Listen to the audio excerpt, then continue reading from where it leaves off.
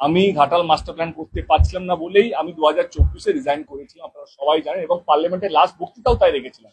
আমার প্রথম বক্তৃতাও ছিল ঘাটাল মাস্টার প্ল্যান নিয়ে, যেটা বাংলায় বলেছিলাম, এবং যেদিন শেষ কথা রেখেছিলাম পার্লামেন্টে সেটাও কিন্তু ঘাটাল মাস্টার প্ল্যান নিয়েই রেখেছিলাম, এবং দিদিকে সাফ সাফ বলেছিলাম আর ক্যান্ডিডেট হব না, আমি বিদায় চাইছি। অভিষেক এবং দিদি আমাকে ডেকেছিলেন এবং তারা বলেছেন তুমি কি চাও।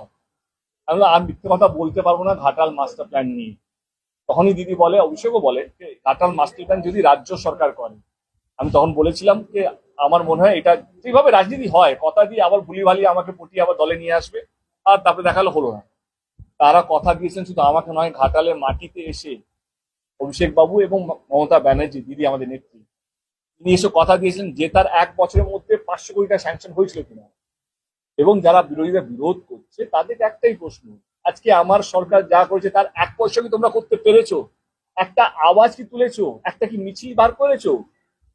রাম নিয়ে তোমরা এত কথা বলো, যেটা সত্যি দরকার, রাম যে জন্মভূমিতে তার মন্দির আছে, সেই সেই জন্মভূমিটা, মানে আমার আমার বাংলার কথা বলছি, ঘাটালের কথা বলছি, জলের মধ্যে অর্ধেক সময় পড়ে থাকে, তখন তো কথা মনে পড়ে না তাদের।